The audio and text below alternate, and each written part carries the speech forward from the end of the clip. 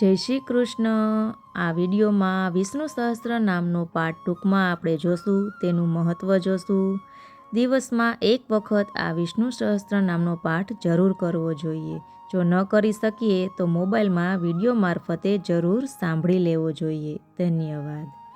વિષ્ણુ સહસ્ત્ર નામનો પાઠ મહાભારતના અનુશાસન પર્વમાંથી લેવાયેલો એક અત્યંત પવિત્ર સ્ત્રોત છે, જે ભગવાન વિષ્ણુના 1000 નામોનો જાપ કરે છે।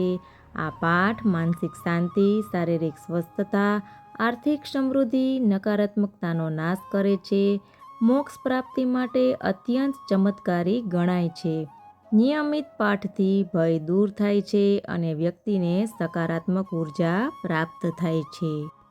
દરરોજ પાઠ કરવાથી મન શાંત થાય છે, તણાવ દૂર થાય છે અને એકાગ્રતા વધે છે। આ સ્ત્રોતનો પાઠ કરવાથી જાણીએ અજાણીએ થયેલા પાપો અને કર્મોનો નાશ થાય છે અને મોક્ષ પ્રાપ્તિમાં સહાય મળે છે।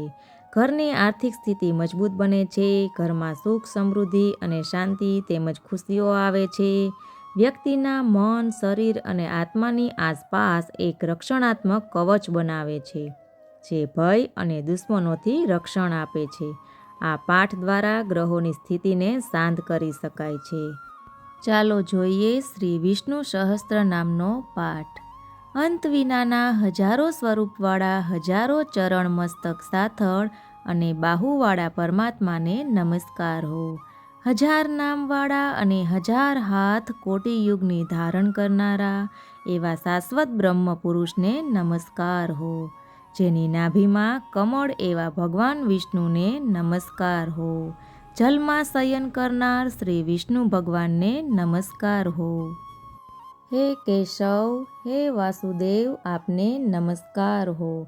વાસુદેવની પ્રાર્થનાથી ત્રણેય લોક વાસનાવાળા છે અને જે સર્વે પ્રાણી પદાર્થના નિવાસસ્થાન છે એવા વાસુદેવ, આપને નમસ્કાર હો।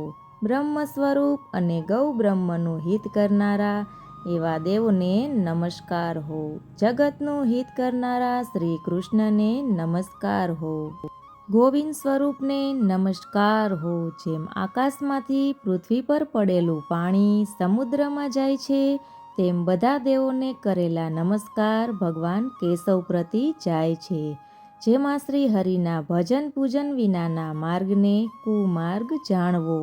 બધા વેદો જાણવાથી જે પુણ્ય થાય છે અને તે સર્વ તીર્થયાત્રાથી જે ફળ મળે છે, તે સમગ્ર ફળદુષ્ટોનો નાશ કરનાર શ્રી વિષ્ણુ ભગવાનની સ્તુતિ શ્રદ્ધાપૂર્વક કરવાથી મળે છે।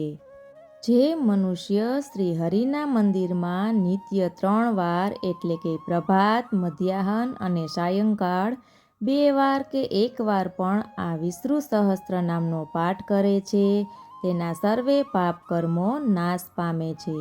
જે મનુષ્ય આ સ્ત્રોતનો ભાવ ભક્તિથી કરે છે, તેના શત્રુઓ બળી જાય છે, તેના પર સર્વે ઉપગ્રહો શાંત રહે છે અને તેના સર્વે પાપ વિનાશ પામે છે। અને શ્રદ્ધા ભક્તિપૂર્વક આ સ્ત્રોતનું ધ્યાન કર્યું કે પાઠ શ્રવણ કર્યો હોય તેને દરેક પ્રકારની પૂજા કરી એમ સમજવું। જે મનુષ્ય દરેક બારસને દિવસે મારી સમીપ આ સહસ્ત્ર નામનો પાઠ કરે છે, તેને આ લોક કે પરલોકમાં કોઈ પણ ઠેકાણે ભય રહેતો નથી અને તેના કરોડો કલ્પનાના પાપ ધીમે ધીમે બળી જાય છે। હે અર્જુન, જે મનુષ્ય દરેક બારસને દિવસે મારી સમીપ બેસીને આ શ્રી વિષ્ણુ સહસ્ત્ર નામનો પાઠ કરે છે, તેને કરોડો ગાયોના દાન આપ્યાનું ફળ પામે છે। વળી જે મનુષ્ય નિત્ય શિવાલયમાં કે તુલસીના વનમાં બેસીને નિત્ય શ્રી વિષ્ણુ સહસ્ત્રનો પાઠ કરે છે, તેના સર્વ પાપ અને દુઃખ નાશ પામે છે અને મોક્ષ પામે છે અને તેને બ્રહ્મ ઇત્યાદિ ઘોર પાપ હોય તે પણ સર્વ નાશ પામે છે, એવું શ્રી ચક્રધારી શ્રી વિષ્ણુ ભગવાનનું વચન આપેલ છે। શ્રી વિષ્ણુ સહસ્ત્ર નામ સમાપ્ત।